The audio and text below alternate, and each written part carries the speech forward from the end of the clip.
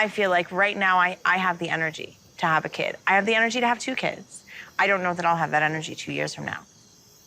Danielle, if you're going to run out of energy in 2 years, then kids, the ones that you should care for till they're like 18 years old, probably shouldn't be on the cards. Hay que tener paciencia porque eso, los hijos es Dios que lo manda. Claro que sí. I just feel like if I go the medical route, this is a much surer bet.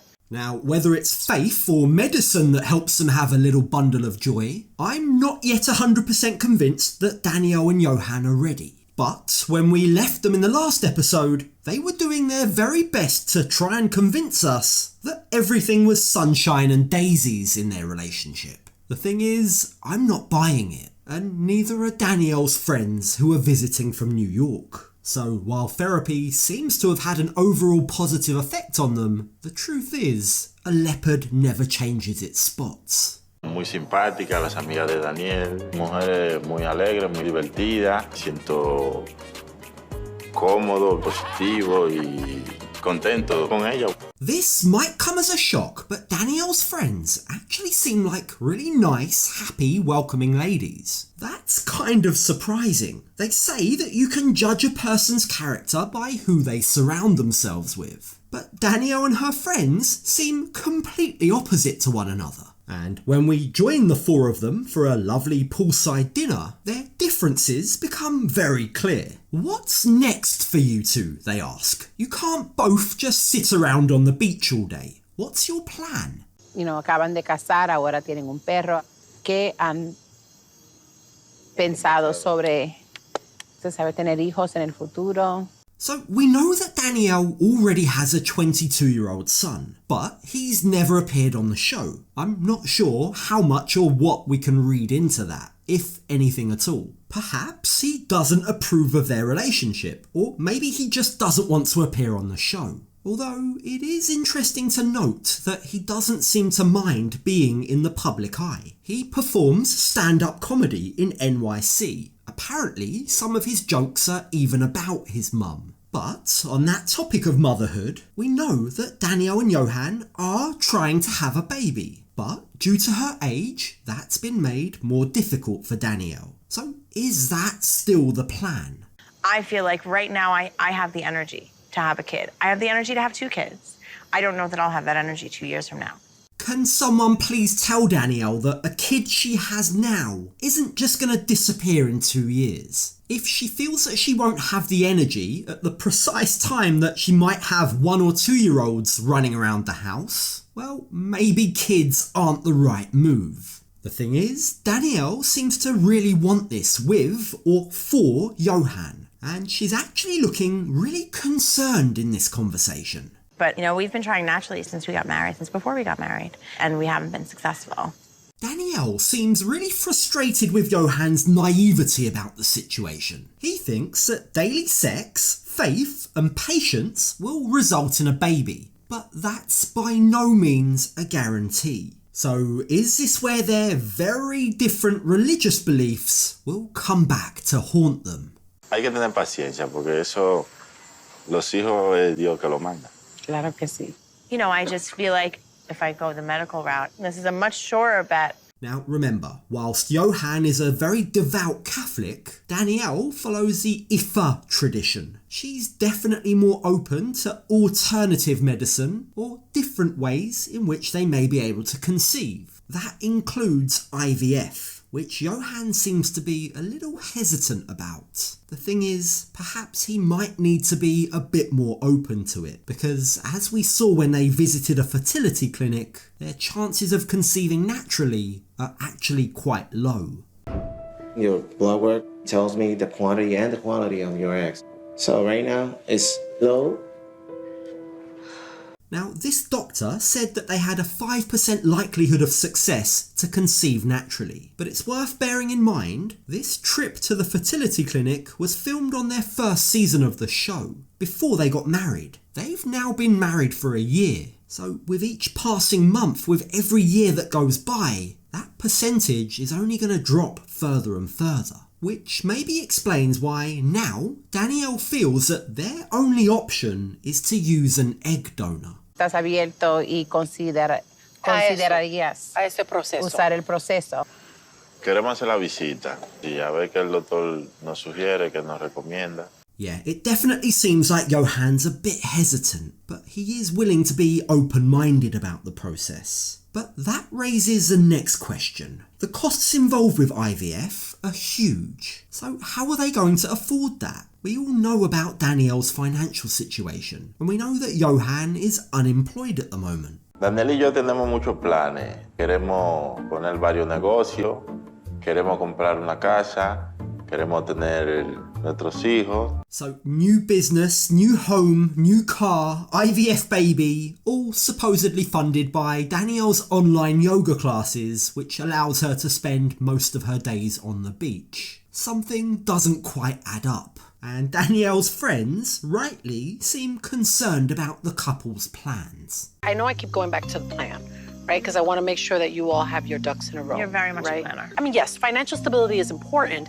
but even your relationship, right? You're still getting to know each other. Yeah. Danielle's friend is rightly concerned about the pair bringing a baby into the mix when there's still so many uncertain elements in their lives. Career, home, relationship. Is it right to bring a human life into all this uncertainty? So what does Danielle say in response to these genuine concerns? I don't have the answer to that, she says. And I think her friend's face says it all.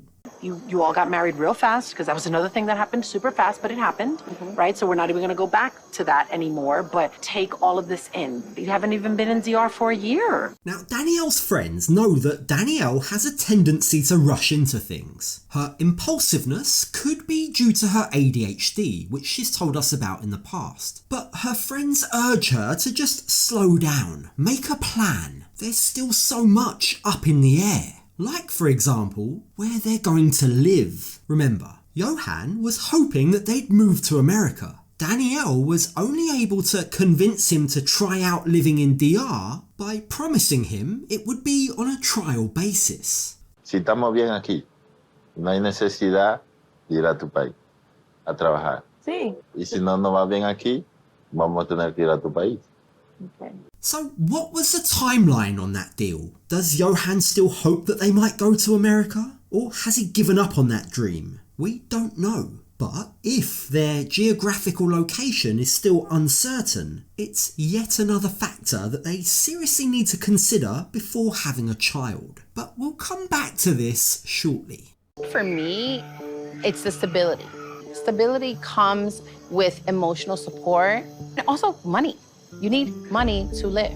So in summary, I think that means Yohan probably needs to get a job before Danielle jumps into getting pregnant. But when we join them the next day, the mood has completely changed. They're all excited and ready for a fun day out. They're off to meet Yohan's family by the river, but the conversations in the car are very Danielle. She informs us that she won't be submerging herself in the river water. Why?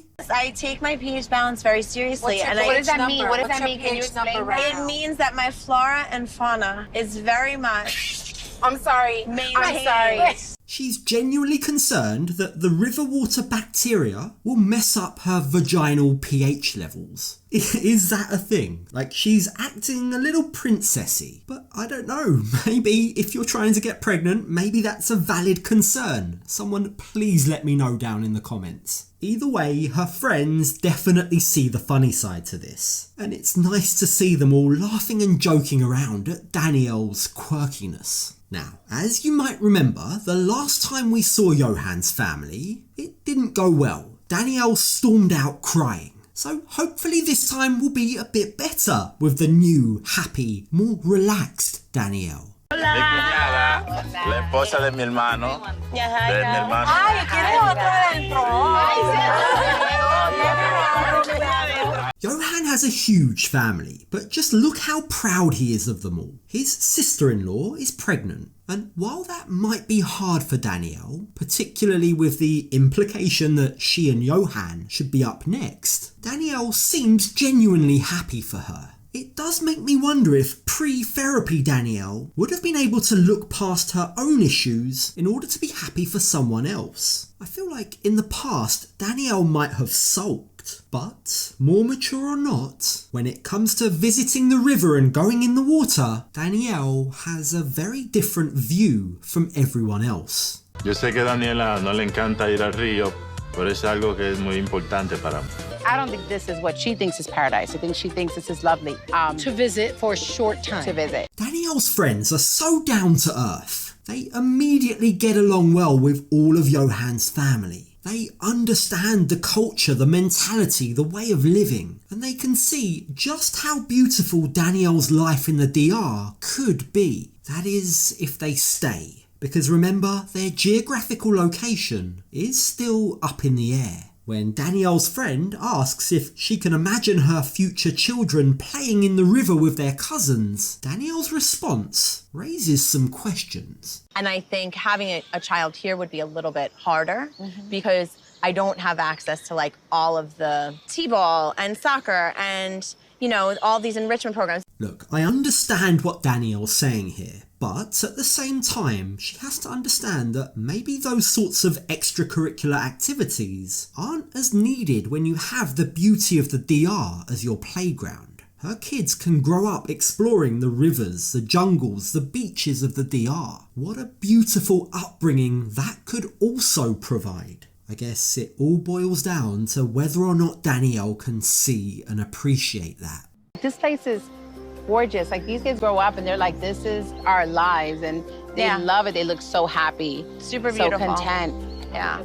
I guess at the heart of this issue is why exactly Danielle has chosen to live in the DR. Is it to do with the beauty of the country, or is it just because her money stretches further? If she really does want to raise any future children back in New York, well, that will require a move back to the city that she ran away from in the first place. Back to her old reality. Back to the old Danielle.